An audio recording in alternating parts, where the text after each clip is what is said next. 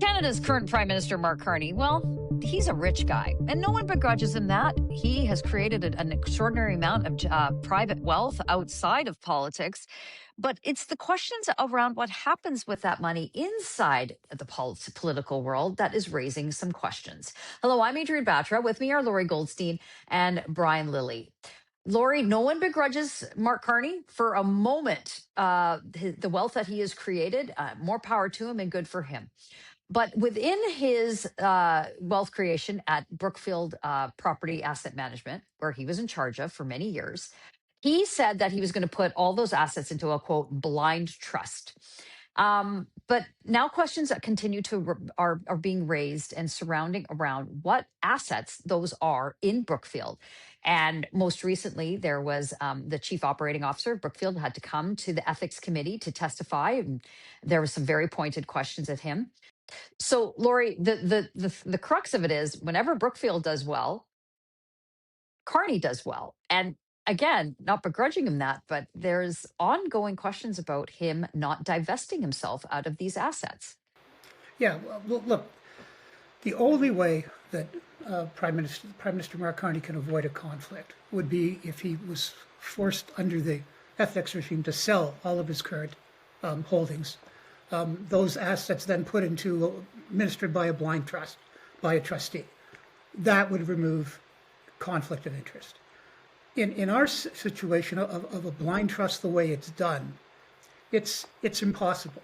He's going to be in conflicts of interest. And to be clear, while he is adhering to the rules as they exist, these rules they weren't designed for someone like Mark Carney. I know there was a professor, I believe it was Professor Stedman of, I think it's York University, an expert on these issues, and said, look, conflicts of interest are going to arise.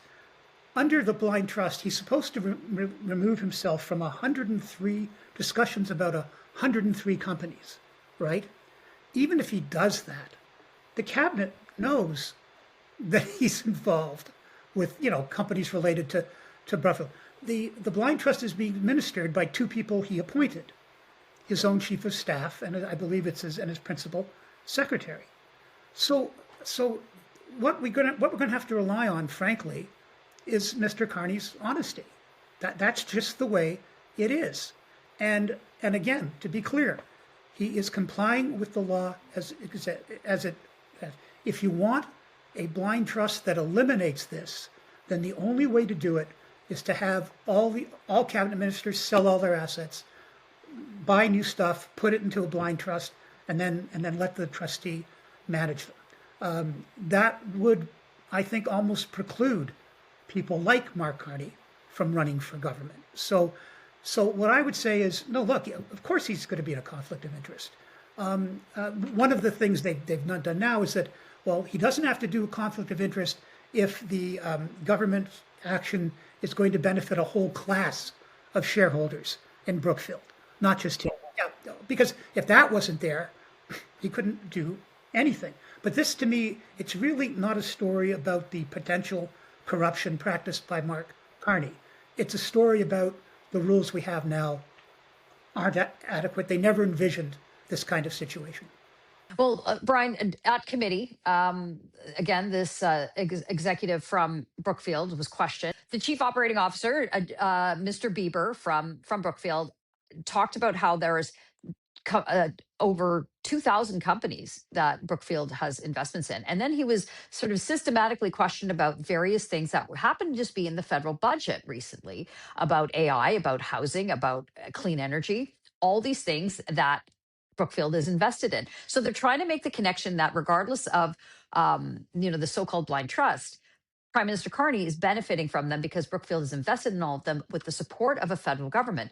I know it gets a bit murky, but there are legitimate questions that I think have swirled around Carney pretty much since he announced, Brian, that he was running for Liberal leader, that there's been not enough clarity. Look inside yourself, Adrienne.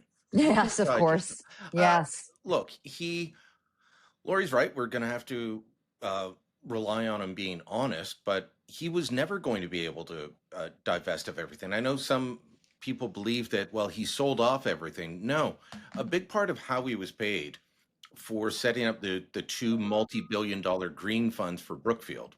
One of the ways he's paid for that is for the $10 billion fund and the $15 billion fund. As long as they're going, he gets what effectively amounts to like a trailing commission.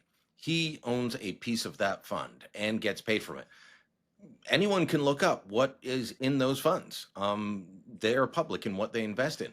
So you get the Prime Minister saying, well, we're going to go into modular housing in a big way so that we can build homes faster. What does Brookfield own? Modular homes. We're going to go into nuclear in a big way. Green energy. What does Brookfield own? Westinghouse, which is big into nuclear energy. And funny enough, the part that, or the technology in the firm that the government of Canada chose. Other things that they're invested in: carbon capture and storage, wind turbines, green hydrogen, heat pumps, natural gas, battery energy storage, real estate management, real estate development, residential mortgages, and modular housing. So, I mean, they are into everything. So it becomes a bit difficult to say he's got to recuse himself from every single decision. We either need to change the laws or, do what Lorrie mentioned, do what the Americans have to do. You got to sell everything off. Well, I actually want to play that because we always say, well, we compare ourselves to the Americans all the time. Here is the Secretary of the Treasury, Scott Bessent, on MSNBC, and they attempted a gotcha moment with Secretary Bessent, but this is where he says, no, I had to sell everything. Have a listen. A lot of people did very well in the stock market, I assume, and I assume that you probably were one of them, and good for you. That would be an incorrect assumption because I had to sell all my stocks to become Treasury Secretary. You sold them all? Had Really? to, yes. But you have a blind trust, I would imagine. There's no such thing as a blind trust. Okay, thanks. Thanks for straightening me out on that. So, Lorrie, that's pretty cut and dry. I mean, this is just for the Secretary of the Treasury. He sold everything off and admits, hey, there's no such thing as a blind trust. This is self-made billionaire, Scott Bessent. But I'm wondering, the questioning at the committee and what the Bloc Québécois and the Conservative Party is saying is, we need to change the laws moving forward. I don't know if that makes a difference for Carney, or is it just moving forward, whomever the next prime minister is? Does that make a difference? Does that change things? Well, a lot of this already happened with Paul Martin when he was the prime minister. He had extensive holdings, it was in shipping, but similar kinds of problems. And the reality is that it doesn't matter. These trusts don't matter. The people who start these projects, the people in government who approve them, the cabinet that ultimately approves them, the committees, they all know about the prime minister's holdings. To think that that won't affect their decision making is fundamentally naive. What the best we can hope for is that everyone is acting with integrity. What the American cabinet minister said is correct. Although if I was an American, I wouldn't want to get into a big debate about the equivalent of our prime minister, their president, and issues of using the power of office to advantage, business, because it's obviously going on there, just as it's going on here. So to me, it's if we really want to deal with this issue, you can go along and say, the prime minister's in a conflict of interest, yada yada yada. Yeah, he is.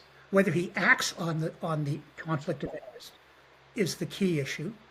And if we want to guarantee, if you want to eliminate the possibility, then you have to change the conflict of interest law.